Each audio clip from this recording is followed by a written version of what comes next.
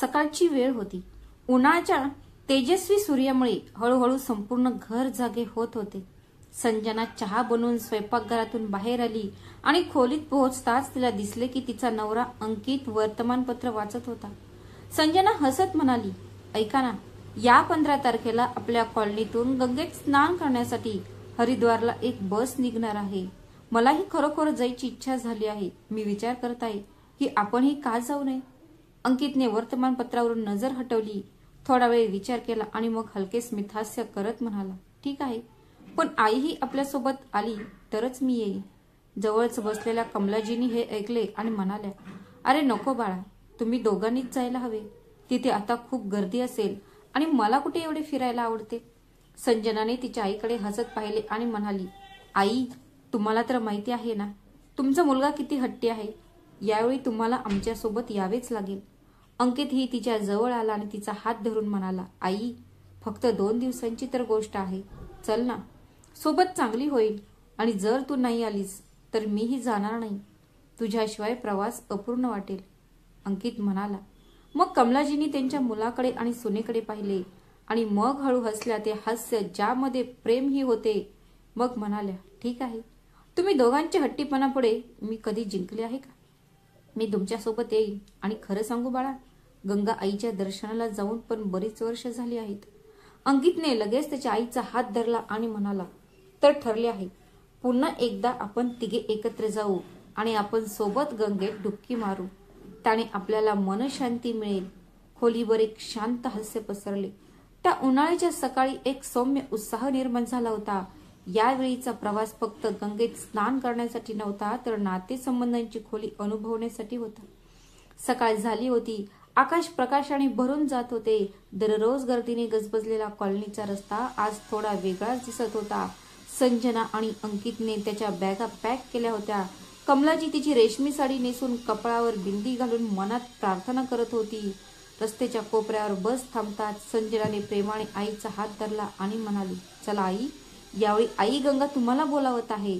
अंकितने आईच्या खांद्यावर हात ठेवला आणि म्हणाला, आई, तू माझ्यासोबत आहेस म्हणूनच हा प्रवास आणखी खास वाटतो. गर्दीच्या शहरातून बस बाहेर पडून मोकळ्या रस्त्यावर येताच तिघांच्या संभाषणात आठवणी वाहू लागल्या. कधी अंकित त्याच्या बालपणीच्या खोडसाळपणाच्या गोष्टी सांगायचा, तर कधी संजना एखादा विनोद करायची. कधी आई तिच्या हलक्या झोपेत हसायची, तर कधी खिडकीबाहेर आई गंगाची आठवण काढायची. रस्त्याच्या कडेला असलेल्या शेतांची हिरवळ, हवेत मातीचा सुगंध आणि संजनाच्या टिफिनमधील पराठ्यांचा सुगंध, या सर्वांनी मिळून हा प्रवास पवित्र बनवला होता. सर्वांच्या चेहऱ्यावर एक शांतता होती. घाई नाही, तणाव नाही, फक्त आई, मुलगा आणि सून. 3 हृदये आणि फक्त एक भावना, भक्ती, प्रेम आणि एकत्र येण्याचा आनंद. बस त्याच्या गतीने चालत होती, पण आत बसलेली 3 हृदय वेगळ्या वेगाने धडधडत होती. विशेषतः कमलाजींचे हृदय. जणू काही खिडकीबाहेर वाहणाऱ्या वाऱ्यात तिला भूतकाळातील गोड स्वर ऐकू येत होते. संजना तिच्या आईचा हात धरून हलकेसे स्मितहास्य करत बसली होती. अंकित जवळच्या सीटवर बसून त्याच्या आईकडे पुन्हा पुन्हा पाहत होता. त्याच्या डोळ्यात एक चमक होती, जी हळूहळू गडद होत चालली होती. बसचे हलके धक्के कमलाजींना जुन्या काळात घेऊन जात असल्याचे जाणवत होते. तिचे डोळे हळूहळू खाली झाले आणि ती तिच्या भूतकाळात हरवून गेली. 5 वर्षांपूर्वी हरिद्वारची सहल, त्याच उन्हाळ्याच्या सुट्ट्या आणि त्यांचा हात धरून त्यांच्या आयुष्याचे जोडीदार रामलालजी चालले होते. गंगेचा पवित्र प्रवाह, त्या पायऱ्या, मंदिरातील घंटीचा प्रतिध्वनी आणि गंगेच्या काठावर हर हर गंगेचा जयघोष, सगळं काही मनाला भिडलं होतं. ते दृश्य, तो वारा, ती भक्ती कमलाजींच्या मनात अजूनही तितकीच ताजी होती. जणू काही ती कालच घडली होती. त्या संध्याकाळी त्या तिच्या नवऱ्याचा हात धरून म्हणाली होती, ऐका ना, हरिद्वाराला आल्याने मनाला खूप शांती मिळते. मनात एक विचित्र प्रकारची शांती जाणवते. रामलालजींनी तिच्याकडे हसत हसत पाहिले आणि प्रेमाने म्हणाले, हरिद्वार हे फक्त एक निमित्त आहे कमला. खरी शांती तुझ्यासोबत चालण्यात आहे. त्या क्षणाचा गोडवा अजूनही त्याच्या हृदयात तसेच राहिला होता. तेवढ्यात गाडीने अचानक ब्रेक लावला आणि कमलाजींच्या आठवणीतून जागे झाल्या. समोर बोर्ड दिसत होता, हरिद्वार 5 किलोमीटर. कमलाजींच्या डोळ्यात एक चमक होती, एक समाधान होते, एक आध्यात्मिक शांती होती. ती हळुवारपणे म्हणाली, आज इतक्या वर्षांनी पुन्हा त्याच पवित्र भूमीवर परत येत आहे. यावेळी माझ्यासोबत माझी मुले आहेत आणि रामलालजींच्या आठवणी आहेत. जणू काही गाडीच्या खिडकीतून येणाऱ्या वाऱ्यात आशीर्वाद वाहत होता. असे वाटत होते जणू काही आई गंगा स्वतः त्यांना आशीर्वाद देण्यासाठी बोलावत आहे. कमलाजींच्या डोळ्यात ती चमक होती जी वर्षानुवर्षे जणू स्वप्ने पूर्ण झाल्यावर येते. तिने खिडकीतून बाहेर पाहिले आणि म्हणाली, तुला माहित आहे का बाळा, जेव्हा तुझे वडील होते तेव्हा आम्ही हरिद्वारला आलो होतो. त्यानंतर मी आज येत आहे. आजही मला माझ्या हृदयात तीच श्रद्धा, तीच शांती वाटते. अंकित हसत म्हणाला, हो आई, मला आठवते. त्यावेळी मीच तुझ्यासाठी ते तिकीट बुक केलं होतं. संजना हसली आणि म्हणाली, तर यावेळी ती भक्ती तुमच्या मुला आणि सुनेसोबत पूर्ण होईल. कमलाजींचे डोळे अश्रूंनी भरले होते, पण त्यांचा चेहरा हसरा होता. हरिद्वार, जूनच्या उन्हात हरच्या पौडीचे पवित्र दृश्य, गंगेत स्नान करण्याचा उत्सव. सकाळच्या उन्हात गंगेच्या लाटा सोन्यासारख्या चमकत होत्या. घाटावर भाविकांची गर्दी होती, पण एक कोपरा असा होता जिथे शांतता होती आणि त्या कोपऱ्यात उभे होते अंकित, त्याची पत्नी संजना आणि कमलाजी. कमलाजींनी पांढरी सुती साडी नेसली होती. कपाळावर लाल बिंदी होती आणि डोळ्यात तीच जुनी चमक होती जी वय देखील पुसून टाकू शकली नाही. संजनाने तिचा भिजलेला पदर सांभाळत कमलाजींचे पाय गंगाजलने धुतले आणि हळुवारपणे म्हणाली, आई, तुम्हाला माहित आहे का, इतक्या वर्षापासून माझ्या मनात एक इच्छा होती की मी तुमच्यासोबत एकदा गंगेत स्नान करावे आणि आज माझे ते स्वप्न पूर्ण झाले आहे. कमलाजींनी तिच्या डोक्यावरून हात फिरवला. बाळा, तू माझ्यासाठी लक्ष्मी आहेस. तू माझ्या घरी मुलगी म्हणून आली आहेस. देव सर्वांना अशी सून दे. अंकित तिथे हसत उभा होता. आई, आज तर तुझ्यासाठी खास दिवस आहे. तू म्हणायचीस ना, जेव्हा सून आणि मुलाच्या हाताने गंगा स्नान करेन तेव्हा माझे जीवन यशस्वी होईल. तो दिवस आज आहे. तिघांनीही मिळून गंगाजल घेतले आणि सूर्याला अर्पण केले. कमलाजींचे डोळे मिटले होते आणि त्यांचे ओठ हळुवारपणे प्रार्थना करत होते, हे गंगाई, तुझे आशीर्वाद माझ्या मुलांवर सदैव राहोत. त्यांना कधीही कोणत्याही दुर्दैवाचा सामना करावा लागू नये. थोड्या वेळाने संजना घाटाच्या पायऱ्यांजवळ बसली आणि पुन्हा कमलाजींचे पाय धुवू लागली आणि म्हणाली, आई, तुम्ही थोडे मागे बसा. इथे पाण्याचा वेग थोडा जास्त आहे. मी दीपमाळेची थाळी सोडून येते. अंकितनेही आईच्या खांद्याला हात लावला आणि म्हणाला, आई, तू थकली तर नाही ना? कमलाजी हसल्या. नाही बाळा, मी फक्त पाहत आहे की इतकी गर्दी तरीही मनाला खूप शांती मिळत आहे. आणि तुझे, संजनाचे एवढं प्रेम. अजून आईला यापेक्षा मोठी संपत्ती काय हवी आहे? घाटावर सगळं काही सामान्य होतं, सगळं काही सुंदर होतं. गंगेच्या लाटा हसत होत्या. शब्दात सांगायचं तर फक्त प्रेम आणि नात्यांमध्ये विश्वास होता. हरची पौडी दिवसाचे जवळजवळ 10 वाजले होते. सूर्य आता वर आला होता आणि घाटावर भाविकांची गर्दी वाढत होती. लाऊडस्पीकरवर घोषणा दिल्या जात होत्या, कृपया मुले आणि वृद्धांनी सावधगिरीने आंघोळ करावी. गंगाजलचा प्रवाह जलद आहे. कमलाजी, अंकित आणि संजना तिघी एकमेकांचे हात धरून पाण्यात उतरले. गंगाजींच्या लाटा त्यांच्या पायांना स्पर्श करताच जणू आत्मा थरथर कापत होता. संजनाने तिच्या आईचा हात धरला आणि तिला आधार दिला आणि म्हणाली, आई, मी इथेच उभा आहे. तुम्ही आरामात बसा. आता आपण हळूहळू डुबकी मारू. कमलाजी हसत म्हणाल्या, अरे बाळा, मी एवढी पण म्हातारी नाही की गंगा आईमध्ये डुबकी मारू शकत नाही. अंकित त्याच्या आईजवळ उभा राहिला आणि म्हणाला, आई, आता मी तुला डुबकी मारायला मदत करतो. तसेही मुलाच्या हातून गंगा स्नान करणे म्हणजे अजून पुण्य मिळते. आई, तुझा माझा हात धरून राहा. कमलाजी हसल्या. बाळा, जर तू माझ्यासोबत आहे तर घाबरण्याचं काय कारण? तिने अंकितचा हात धरला आणि पाण्यात थोडे पुढे गेली. कमलाजीने हात जोडून म्हटले, हे गंगाई, आज तू मला पुन्हा हाक मारलीस. इतक्या वर्षांनी मला पुन्हा तुझा स्पर्श जाणवला. पुढच्या डुबकीत ती थोडीशी वाकली आणि पाण्यात गेली. अचानक लाट आणि गर्दीचा गोंधळात, अरे आई, घाटावर एक मोठा आवाज आला. तो संजनाचा आवाज होता. सर्वजण मागे वळले. अंकित घाबरला. कमलाजींचा हात त्याच्या हातातून सुटला होता, पण या क्षणी कोणाला काहीही समजत नव्हते. सर्वत्र फक्त गोंधळ होता, फक्त लाटा होत्या, फक्त पाण्यात तरंगणाऱ्या कमलाजींच्या साडीचा कडा होता आणि गंगाजींचा प्रवाह, जो तिला आपल्या मांडीवर घेऊन पुढे घेऊन गेली. कोणालाही काहीच समजत नव्हते. सगळे एकच बोलत होते, गर्दी ही तरी बघा कमी आहे. कदाचित त्याचा पाय घसरला असेल. हे खूप दुःखद आहे. ती म्हातारी बाई डुबकी मारताना वाहून गेली. घाटावर चेंगराचेंगरीसारखी परिस्थिती निर्माण झाली. संजना रडत होती आणि आई आई म्हणून ओरडत होती. आई, आई, तू कुठे आहेस? कोणीतरी माझ्या सासूंना वाचवा, ती गंगेत वाहून गेली आहे. आणि मग ती रडत रडत बेशुद्ध पडली. अंकित दगडासारखा गोठला होता. लोक पाण्यात पळाले, खोताखोरी केली. ते खाली उतरले, पण कमलाजी कुठेच सापडल्या नाहीत.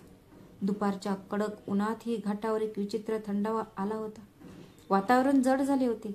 काही काळापूर्वी कमलाजी त्यांच्या मुला आणि सुनेसह पवित्र स्नान करत होत्या आणि आता त्याच घाटावर शांतता पसरली होती. संजना आणि अंकित पोलीस स्टेशनला पोहोचले. संजनाचे डोळे लाल झाले होते. ती खूप रडत होती. तिचा चेहरा सुजला होता. अंकित एकही शब्द बोलत नव्हता. जणू काही त्याच्या आतून काहीतरी तुटले आहे असेच वाटत होते. त्याचे नाव सांगा, निरीक्षकाने पेन उचलत विचारले. संजना थरथरत्या आवाजात म्हणाली, कमलादेवी, वय 65, माझ्या नवऱ्याची आई. पोलीस अधिकाऱ्यांनी सर्व तपशील लिहून ठेवला. नाव कमलादेवी, वय 65 वर्ष, पत्ता अशोक विहार, दिल्ली. तारीख आणि वेळ सकाळी 10:30च्या सुमारास.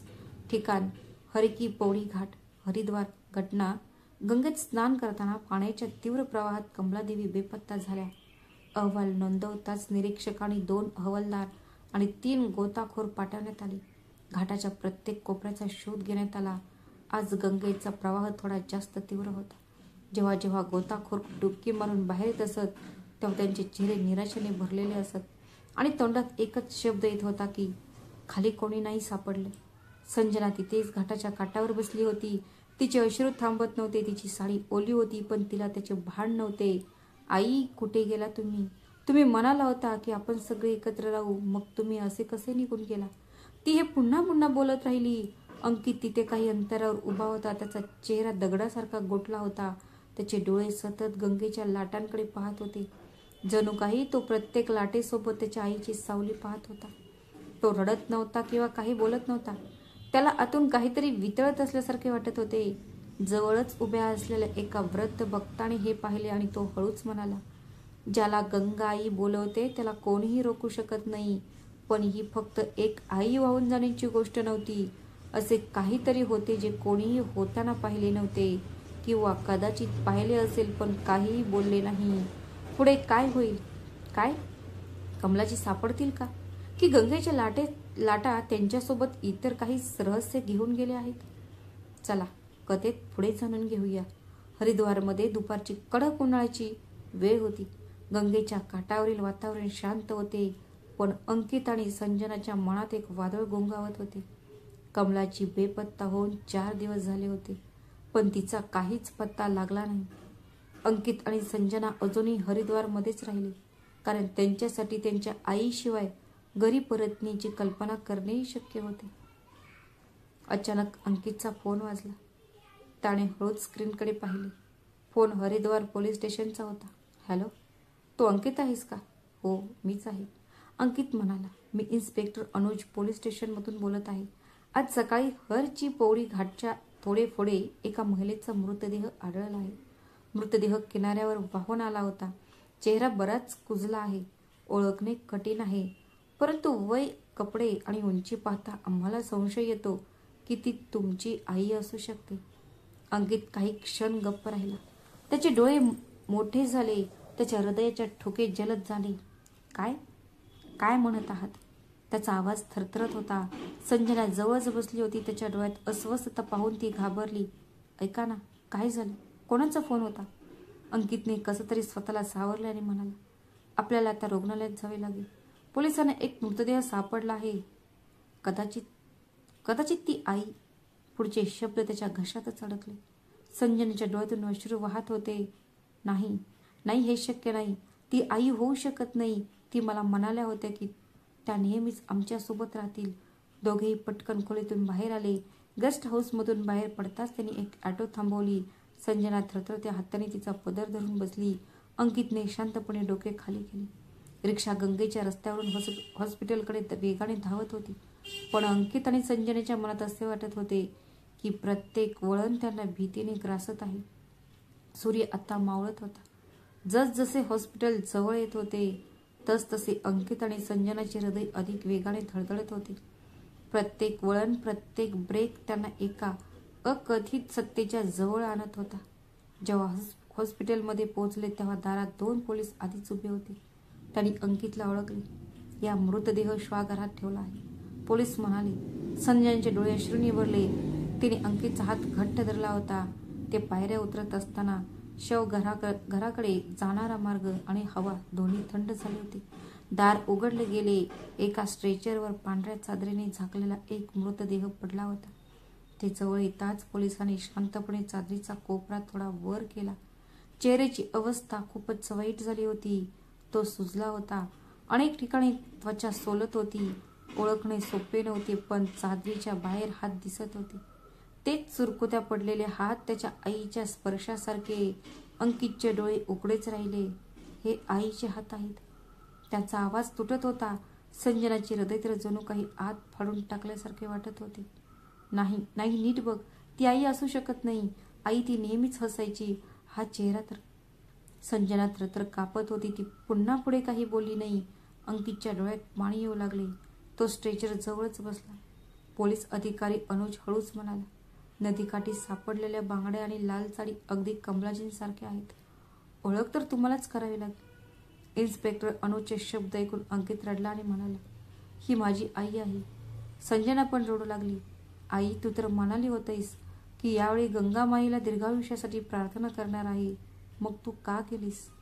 अंकित आता फक्त त्याच हाताकडे पाहत होता, जे नेहमी त्याच्या डोक्यावरून आशीर्वाद घेण्यासाठी वर येत असे. अंकितचे डोळे अजूनही ओले होते. त्याने धाडस एकवटले आणि अधिकाऱ्याकडे पाहिले आणि हळू आवाजात म्हणाला, साहेब, मला माझ्या आईला घेऊन जायचं आहे. आम्ही तिला एकटे सोडू शकत नाही. इन्स्पेक्टर अनुजने क्षणभर त्याच्याकडे पाहिले, नंतर मान हलवली. ठीक आहे, तुम्हाला काही औपचारिकता पूर्ण कराव्या लागतील. ओळखपत्र आणि काही सह्या. अंकितने हळूच खिशातून ओळखपत्र काढले. त्यांचे हात थरथरत होते. इन्स्पेक्टर अनुजने कागद पुढे केला आणि अंकितने त्याच्यावर सही केली. जणू प्रत्येक अक्षर त्याच्या हृदयाला भिडत होते. संजना अजूनही शांत होऊ शकली नाही. तिचे अश्रू थांबत नव्हते. ते फक्त हॉस्पिटलच्या उंबरठ्यावर बसून जमिनीकडे पाहत बसली होती. पोलिसांसोबत सर्व औपचारिकता पूर्ण केल्यानंतर अंकित आणि संजना त्यांच्या आईचा मृतदेह एका छोट्या वाहनातून हरिद्वारच्या स्मशानभूमीकडे निघाले. जाताना अंकितने थरथरत्या हाताने त्याचा फोन काढला. त्याने पहिले काम केले ते म्हणजे त्याच्या मावशीला फोन केला. हॅलो मावशी, आई आता नाही राहिली. अचानक तिथं शांतता पसरली. मग मावशीच्या हिचकीचा आवाज आला. मग त्याने त्याचे काका रूपचंदजींना फोन केला. काका, आईचा मृतदेह सापडला आहे. काकांचा जड आवाज आला. मी पोहोचणारच आहे बाळा, तू फक्त हिंमत ठेव. अंकितच्या डोळ्यातून अश्रू वाहत होते, पण त्याच्या चेहऱ्यावर सुरकुत्या नव्हत्या. तो आता मुलाच्या भूमिकेत नव्हता, तर एक जबाबदार व्यक्तीच्या भूमिकेत होता. स्मशानभूमीत पोहोचताच अंतिम संस्काराची तयारी सुरू झाली. एका बाजूला संत भजन गात होते आणि दुसऱ्या बाजूला चिता तयार होत होती. पुजाऱ्याने विचारले, त्यांचे पुत्र कोण आहेत? हात जोडून अंकित म्हणाला, मी आहे त्यांचा मुलगा. संजना त्यांच्या शेजारी उभी होती, शांतपणे पण पूर्ण भक्ती आणि समर्पणाने.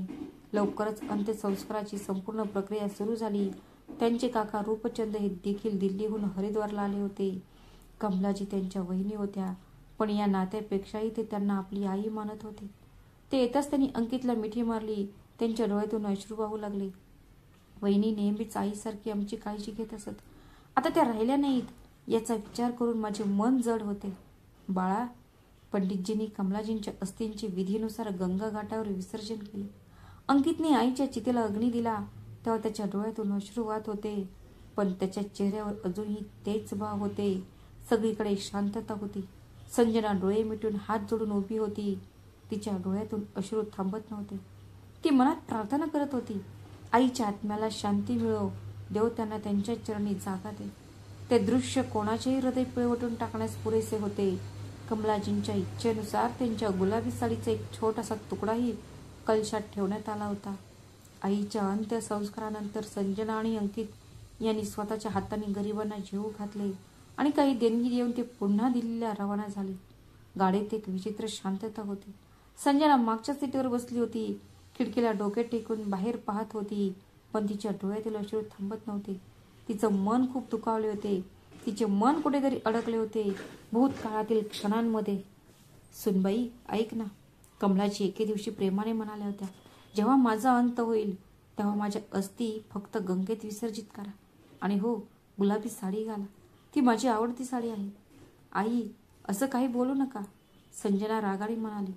तुम्ही सदैव आमच्यासोबत राहणार. रूपचंदजींनी हळूच मागच्या आरशात पाहिले. अंकित अजूनही पूर्णपणे शांत होता. त्याच्या चेहऱ्यावर कोणतेही भाव नव्हते. त्याची नजर गंगेच्या दिशेने हरवली होती. कदाचित त्याला काहीतरी आठवत असेल. गाडी दिल्लीकडे जात होती आणि त्यासोबत वेदनेची लाटही वाढत होती, जी शब्दात मांडणे सोपे नव्हते. दिल्लीतील कमलाजींच्या घरी गाडी थांबतात शेजारी आणि नातेवाईक जमू लागले. ही बातमी आधीच पसरली होती. सर्वांना धक्का बसला होता. यावर कोणाचाही विश्वास बसत नव्हता की ज्या कमलाजी काही दिवसांपूर्वी सर्वांना हसत हसत भेटल्या होत्या, आज त्यांच्या फक्त आठवणीच परत आल्या आहेत. घराच्या अंगणात गर्दी होती, पण ती चमकत नव्हती. ती एक शांतता होती जी प्रत्येक चेहऱ्यावरून टपकत होती. अरे, त्या दिवशी तर ती माझ्या समोरूनच गेली होती, एका वृद्ध शेजारणीने तिच्या पदराने तिचे डोळे पुसताना म्हणाले. ती म्हणत होती की प्रत्येकाला असा मुलगा आणि सून मिळायला हवी. खूप आनंदी होती कमला. जवळच उभ्या असलेल्या एका महिलेने सांगितले. सर्वजण कमलाला म्हणायचे की ती खूप भाग्यवान आहे. तुला इतका चांगला मुलगा आणि चांगली सून मिळाली आहे, जे स्वतः तुला गंगा नदीत स्नान करण्यासाठी हरिद्वारला घेऊन जात आहेत. पण कोणाला माहीत होते की गंगाई त्यांना स्वतःमध्ये सामावून घेईल. संजना खोलीच्या एका कोपऱ्यात बसून सगळं ऐकत होती. तिचं हृदय तुटत होतं, पण अश्रू आता सुकले होते. फक्त डोळे होते ज्यात खूप खोल होती, ज्यामध्ये प्रत्येक शब्द बुडत होता. अंकितची आत्या, जी वर्षानुवर्ष गावात होती, आत येताच ओरडली. अरे कमला, तू म्हणायचीस की मला अजून खूप काही पाहायचं आहे. तुझा नातू येईल, त्याचे लग्न होईल आणि तू सर्वात पहिली त्याची आरती करशील. मग तू काय केलंस? रूपचंदनी सर्वांना शांत केल्याने म्हणाले. कमलावहिनी आता आपल्यात नाहीयेत, पण त्यांनी शिकवलेलं प्रेम, साधेपणा आणि त्याग नेहमीच आपल्यासोबत राहील. घराच्या भिंतीवर लटकलेला त्याचा फोटो आता अधिक जिवंत दिसत होता. जणू त्या तिथेच आहेत आणि सर्वांचे ऐकत आहे आणि हसत असावी. 13व्या दिवशी घरात पुन्हा गर्दी होती आणि आता त्या आवाजात एक खोल शांतता होती. पंडितजींनी विधी केला. लोकांनी कमलाजींना आदरांजली वाहिली आणि जेवण केले. कमलाजींच्या चांगुलपणाची आठवण करत घरी परतले. प्रत्येक कोपरा त्यांच्या आठवणींनी भरलेला होता. सगळे निघून गेले. घरात पुन्हा शांतता पसरली. भिंतीवर टांगलेल्या कमलाजींच्या फोटोकडे पाहत संजना रडू लागली. अंकितने तिची पाठ थापटली, पण त्याचे स्वतःचे डोळेही अश्रूंनी भरले.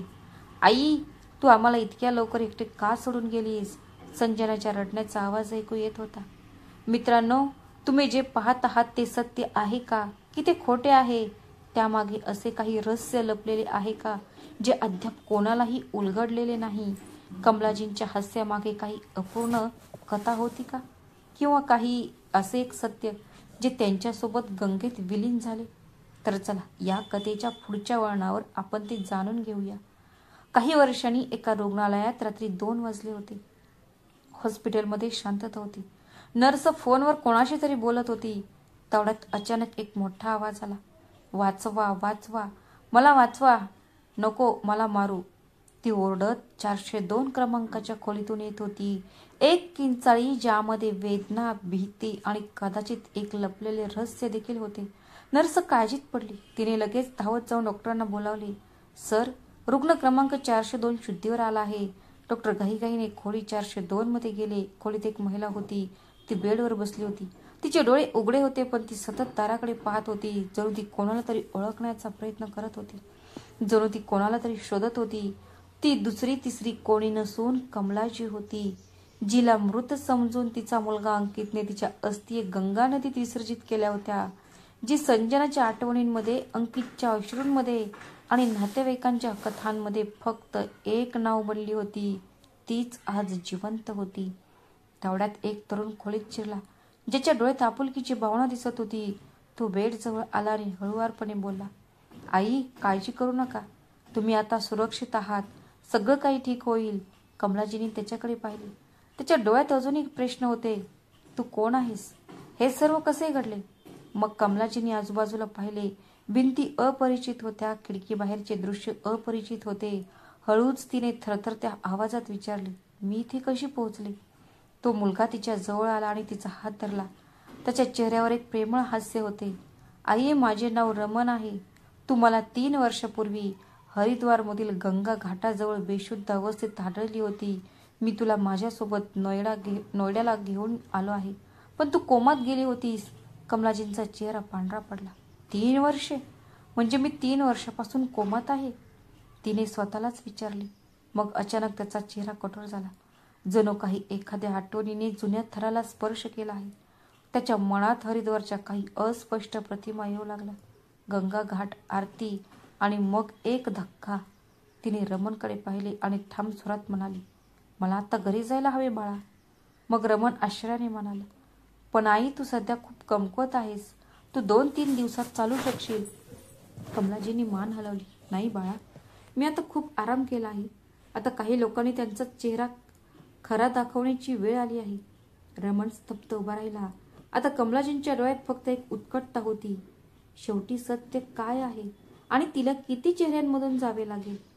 रमणने कमलाचा हात धरला. तिला धरून तो हळू आवाजात म्हणाला, ठीक आहे आई, सकाळ होताच मी तुला तुझ्या घरी घेऊन जाईल. जर तुला घराचा नंबर आठवत असेल तर मला सांग. मी तुझ्या मुलाला आणि सोनेला कळवील की तू आता घरी येत आहेस आणि सुरक्षित आहे. हे ऐकून कमलाजींच्या डोळ्यात एक हालचाल सुरू झाली. त्यांचा चेहरा अचानक कठोर झाला. त्यांनी रमणकडे पाहिले आणि हळू पण ठामपणे म्हणाली, नाही बाळा, असं करू नकोस. हे ऐकून रमणला धक्का बसला. पण का आई? कमलाजींचा घसा दाबला गेला. डोळे ओले झाले, पण त्यांचा चेहरा पूर्णपणे शांत होता. कारण जी जखम त्यांनी दिली होती ती अजून ताजी होती. रमण काही क्षण तिच्याकडे पाहत राहिला. आता त्याच्या समोर एक तुटलेली स्त्री नव्हती, तर ती एक आई होती. एक अशी आई जी आता स्वतःची लढाई स्वतः लढण्यास तयार होती. खोलीत शांतता पसरली, पण त्या शांततेत एक वादळ निर्माण होत होते. आणि दुसऱ्या बाजूला कमलाजीचे घर, जे कधी हास्य आणि आनंदाने भरलेले होते, ते आता निर्जन वाटत होते. त्यांचे पडदे बदललेले असतील, पण वातावरण पूर्वीसारखे नव्हते. जणू घराच्या भिंती दररोज काहीतरी विचारत होत्या आणि त्यांना उत्तर देणारे कोणीच नव्हते. संजना स्वयंपाकघरात चहा बनवत होती. तिचा चेहरा फिकट पडला होता. डोळ्यांखाली काळी वर्तुळे आणि कपाळावर तणावाच्या रेषा स्पष्ट दिसत होत्या. मग अंकित खोलीत आला. त्याचे केस विस्कटलेले होते, डोळे थकलेले होते आणि तो चिडचिडपणाने वागत होता. नाश्ता अजून झाला नाही का? तो मोठ्या आवाजात म्हणाला. संजना काही न बोलता चहा घेऊन आली आणि त्याच्या समोर ठेवून हळुवारपणे म्हणाली, तुला तुझ्या आईची आठवण येत नाही का?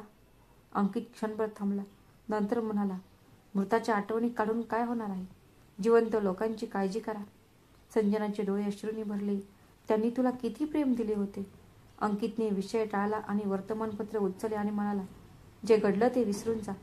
तसेही त्या दिवशी गंगाजीमध्ये जे काही घडलं ते नशिबात होतं. संजना काहीतरी बोलणारच होती. अचानक दारावर थाप पडली. एक मोठा आवाज झाला. ती घाबरली. इतक्या सकाळी सकाळी कोण असेल?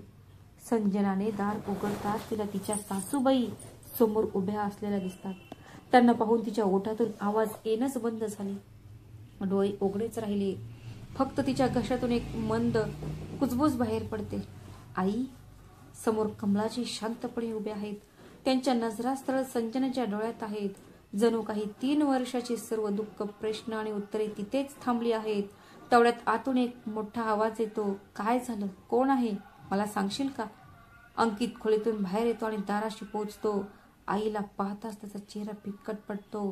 त्याचा चेहरा बदलतो. त्याचे डोळे मोठे होतात. त्याचे ओठ चुकू लागतात आणि तो क्षणभर स्थिर होतो. आई, तू जिवंत आहेस? असे म्हणत त्याचा आवाज डगमगू लागला. तो थरथरत्या पावलांनी पुढे सरकला आणि आईच्या पायांना स्पर्श करण्यासाठी वाकला. पण कमलाजींनी एका झटक्याने तिचे पाय मागे घेतले. अंकित जागीच उठला. त्याचा चेहरा फिकट पडला. त्याच्या डोळ्यात पश्चातापाचे अश्रू होते, पण कमलाजींचे डोळे दगडासारखे कठीण होते. हे पाहून संजनालाही धक्का बसला. तिला समजत नव्हते की हे काय चालू आहे. अंकित काही बोलणारच होता. तेवढ्यात दुसऱ्या क्षणी त्याच्या गालावर एक जोरदार चापट पडली. कमलाजींचा हात थरथरत होता, पण तिच्या डोळ्यात अश्रू नव्हते. फक्त एक ज्वाला होती, एका आईच्या तुटलेल्या विश्वासाची आग. संजना स्तब्ध झाली. तिने कधीच विचार केला नव्हता की तिच्या सासूला कधी तिच्या समोर हे असे पाहिल. आणि मग हे सर्व ज्या मुलाने आपल्या आईचा हात गंगेच्या लाटेत सोडला, जेणेकरून ती पुन्हा कधीही परत येऊ शकणार नाही आणि श्वास घेऊ शकणार नाही. ही चापट त्याच्यासाठी खूप कमी आहे, आई म्हणाली. अंकितचे डोळे अश्रूंनी भरले होते. त्याचे ओठ थरथरत होते, पण तो काहीही बोलू शकत नव्हता आणि संजनाचे हात थरथर कापू लागले. तिचे ओठ थरथरत होते. आई, तुम्ही हे काय म्हणत आहात? हे कसं शक्य आहे? कमलाजींच्या नजरा आता थेट संजनाकडे होत्या, पण तिचे शब्द अजूनही अंकितच्या आत्म्याला तोडत होते. कमलाजींचा चेहरा आता शांत होता, पण त्या शांततेत एक वादळ लपले होते. मी 3 वर्ष गप्प राहिले, पण आता तुमच्या कर्माचा आरसा दाखवण्याची वेळ आली आहे. कमलाजींच्या चापटेनंतर अंकित गप्प बसला, पण त्याचे डोळे अजूनही खाली होते. संजनाने थरथरत्या आवाजात विचारले, आई, तुम्ही हे कसे बोलू शकता? अंकित असं का करेल तुमच्यासोबत? कमलाजी हसल्या, पण त्या हास्यात वेदनाही होत्या. कमलाजीने एक दीर्घ श्वास घेतला आणि खुर्चीवर बसून हळू आवाजात म्हणाला, संजना, मला माहीत आहे तू निर्दोष आहेस. तू नेहमीच मला आईसारखं वागवलंस, मला आपली समजलीस, पण अंकितच्या मनात जे विष होते त्याचा परिणाम तूही थांबू शकली नाहीस. संजनाच्या डोळ्यात पाणी होती. ती काहीतरी बोलणारच होती, पण कमलाजीने तिचा हात धरला आणि म्हणाली, त्या दिवशी मी पहिल्यांदाच माझ्या वकिलाला बोलवले होते. मला वाटलं आता मी म्हातारी झाली आहे, माझ्याकडे जे काही आहे ते मी योग्य ठिकाणी वाटून द्यावे. मी वकिलाला स्पष्टपणे सांगितले होते की मला माझ्या मालमत्तेचा अर्धा भाग त्या अनाथ मुलांना द्यायचा आहे, ज्यांचे या जगात कोणी नाही, आणि उरलेली अर्धी जमीन माझ्या मुलाच्या आणि सुनेच्या नावावर करायची आहे. ती थोडी थांबली आणि पुढे म्हणाली, पण त्या दिवशी दारामागे अजून एक दुसरा कान उभा होता, जो हे सगळं बोलणे ऐकत होता, आणि तो होता अंकित. कमलाजींच्या डोळ्यात अश्रू नव्हते, फक्त कठीण, मऊ, वितळलेल्या खडकासारखी स्थिर शक्ती होती. आता त्याच्या संपत्तीतील काही वाटा दुसऱ्या कोणाकडे तरी गेला आहे हे त्याला सहन झाले नाही, आणि मग त्याने ते केले जो कोणताही मुलगा त्याच्या आईसोबत करणार नाही. त्याने माझ्या विरुद्ध कट रचला, मला मार्गावरून हटवण्याचे षडयंत्र रचले. संजनाचे डोळे उघडेच राहिले आणि ती रडतच राहिली. तिला अजूनही विश्वास बसत नव्हता की तिच्या नवऱ्याने इतके घृणास्पद कृत्य केले आहे. कमलाजी पुढे म्हणाली, आणि काही दिवसांनी जेव्हा तुम्ही हरिद्वारला जाण्याबद्दल बोललात तेव्हा मी नकार देत होते, पण अंकितने आग्रह धरला की आपण आईला सोबत घेऊन जाऊ. त्यावेळी मला थोडे आश्चर्य वाटले, पण नंतर मला वाटले की कदाचित माझा मुलगा बदलला असेल. पण नाही, तो हरिद्वारचा प्रवास नव्हता, तो माझ्या मृत्यूचा प्रवास होता. कमलाजींचा आवाज आता थोडा थरथर कापू लागला, पण तिचे शब्द अजूनही मोठ्याने बोलत होते. गंगाजींच्या मध्यभागी त्याने त्याचा हात सोडला, जेणेकरून जगाला वाटेल की मी घसरले, आणि मग त्याने 13वा केला. माझ्या फोटोला हार घातला, पण म्हणतात ना, देवाची काठी आवाज करत नाही, पण जेव्हा पडते तेव्हा न्याय नक्कीच होतो. आई, मला माफ कर, मी खूप मोठी चूक केली आहे. अंकित, जो आतापर्यंत गप्प होता, जोर जोरात रडत कमलाजींच्या पाया पडला. क्षणभर कमलाजींच्या डोळ्यातही अश्रू आले, पण दुसऱ्या क्षणी तिचा चेहरा रागाने खूप लाल झाला. तिने आपले पाय मागे घेतले आणि गुरगुरली, सावध राहा. जर तू तुझ्या घाणेरड्या जिभेने मला आई म्हटलेस तर. तो आवाज इतका कर्कश होता की संपूर्ण खोली शांत झाली. आतापर्यंत सर्व काही शांतपणे पाहत आणि ऐकत असलेली संजना हळूहळू अंकितकडे गेली. तिच्या डोळ्यात अश्रू आणि रागाच्या ठिणग्या एकत्र दिसत होत्या. तू इतका खाली पडशील असं मला कधीच वाटलं नव्हतं. संजनाचा आवाज थरथरत होता, पण तिच्या स्वरात एक विचित्र ताकद होती. मी तुमचे सर्व टोमणे सहन केले, तुमच्या सर्व असभ्यतेवर गप्प राहिले, असा विचार करून की कदाचित एक दिवस तुम्ही बदलाल, पण तुम्ही माणूस म्हणून घेण्याच्याही लायकीचेही राहिला नाही. तू तो प्राणी आहेस ज्याने फक्त काही पैसे आणि जमिनीसाठी स्वतःच्या जन्मदात्या आईला मारण्याचा प्रयत्न केला. मग ती त्याच्याकडे बोट दाखवत म्हणाली, तू फक्त आईचाच नाही तर माझाही विश्वास तोडला आहेस. अंकितचा चेहरा आता लाल झाला होता. तो रागाने संजनावर हात उचलणारच होता. तेवढ्यात कमलाजी त्यांच्यामध्ये आल्याने ओरडल्या, थांब अंकित. आणि पुढच्या क्षणातच अंकितच्या दुसऱ्या गालावर आणखी एक जोरदार चापट पडली. माझ्या सुनेवर हात उचलण्याची तुझी हिंमत कशी झाली? त्याचे डोळे अंगारासारखे जळत होते. जो मुलगा आपल्या आईचा आदर करत नाही, तो कधीही कोणत्याही स्त्रीचा आदर करू शकत नाही.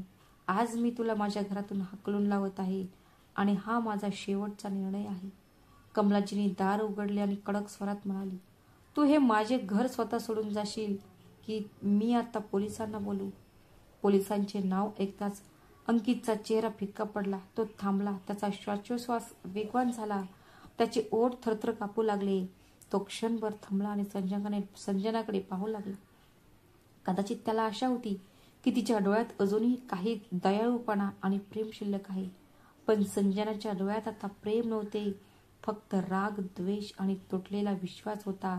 एकेकाळी त्याच्याबद्दल काळजीने भरलेले ते डोळे आता दगडासारखे कठीण झाले होते. कमलाजींनी अजून एक पाऊल पुढे टाकले आणि दाराकडे इशारा करत म्हणाल्या, जा इथून. आणि आता जर तू या घराच्या आसपास जरी दिसलास तर पुढच्या वेळी घराचे नाही तर पण तुरुंगाचे गेट नक्की उघडेल.